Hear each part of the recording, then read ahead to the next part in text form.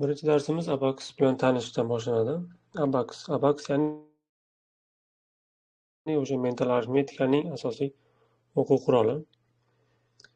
Abakusimiz 6 ta qismdan iborat bo'lib, birinchi qismlari bu rom, ya'ni chetlari, mana bu qora bilan belgilangan qismlari, chetki qismlari bu rom deyiladi. Ikkinchi qismimiz esa yuqorida joylashgan har bitta tepadagi toshlarimiz. Bular beshlik toshlar deb ataladi.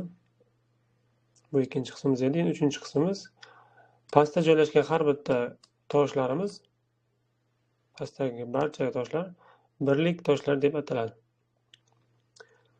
Keyingi qismimiz bu mana bu beshlik tosh bilan birlik toshni o'rtasidagi chizig'imiz, ya'ni kulrangda berilgan kesmamiz bu belgilar chizig'i deb ataladi. Belgilar chizig'ining vazifasi bu boshlang'ich nuqta, ya'ni qaysidir tosh, qaysidir qiymatga ega bo'lgan tosh belgilar chizig'iga tegsa, mana shu tosh hisoblanadi. Tegmasa, bu hozir 0 qiymatga ega. Keyingi qismimiz bu pog'onalar, ya'ni mana bu osmon toshi bilan, ya'ni beshlik tosh bilan pastdagi birlik toshni o'rtasidan kesib o'tgan sariq chizig'imiz bu pog'ona deyiladi. Ya'ni bu birinchi pog'onamiz, bu birlik pog'ona, eng oxirdagi pog'onamiz birlik pog'ona. Undan keyingi pog'onamiz bu 10lik pog'ona. Undan keyingi pog'onamiz 100lik pog'ona. Undan keyingi pog'onamiz 1000lik pog'ona, 10 minglik, 100 minglik, 1 million, 10 million, 100 million va 1 milliardlik pog'onalar mavjud. Keyingi qismimiz esa belgilar nuqtasi. Belgilar nuqtasi mana bu har 3-chi toshdan keyin belgilar nuqtasi qo'yiladi. Belgilar nuqtasini vazifasi sonni, katta son yozilgan vaqti sonlarni ajratib olish. Ya'ni birdan keyin 3 ta 0 bo'lsa,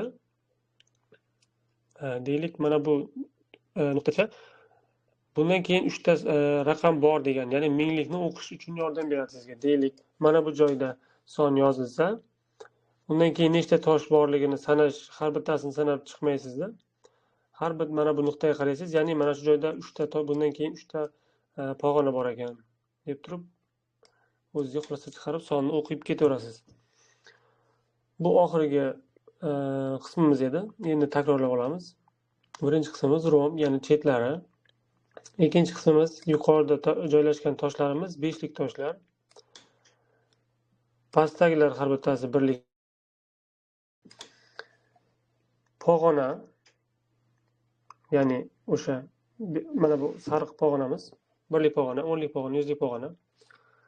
Undan keyingisi belgilar chizig'i, ya'ni mana bu o'rtadan beshlik tosh bilan birlik toshni o'rtasidan kesib o'tgan chizig'imiz bu belgilar chizig'i. Undan keyingi qismimiz bu belgilar nuqtasi. Demak, biz bugun abakusning qismlarini o'rgandik. Endi qiladigan ishimiz mana bu toshlarni har bittasiga qiymat berib chiqamiz. Ya'ni endi biz birlik pog'onaga e'tiborimizni qaratamiz. Ya'ni mana bu eng oxirida joylashgan birlik pog'onamizga. Faqat mana buni tasavvur qilamiz, qolgan toshlarni yo'q deb tasavvur qilamiz.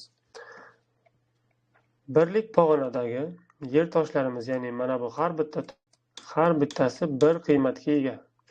1, 2 ta 1 ni qo'shsak 2, 3 ta 1 ni qo'shsak 3, 4-chi toshni qo'shsak 4. Ya'ni pastda 4 qiymatga ega bo'lgan toshimiz bor. Endi yuqoridagi toshga yuzlanamiz. Yuqoridagi toshimiz bu qanaqa tosh edi? Beshlik tosh. Ya'ni bu bir o'zi 5 qiymatga ega. Boshqa tosh bunga yordam bermaydi. Buni o'zi 5 qiymatga ega. Pastdagi 1 qiymatga ega bo'lgan toshimizni qo'shamiz 5, 6.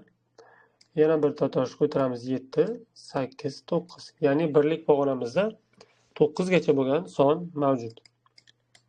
Takrorlab olamiz. Men darsimizni boshida aytdim, belgilar chizig'iga qaysidir tosh tegsa, o'sha tosh hisoblanadi.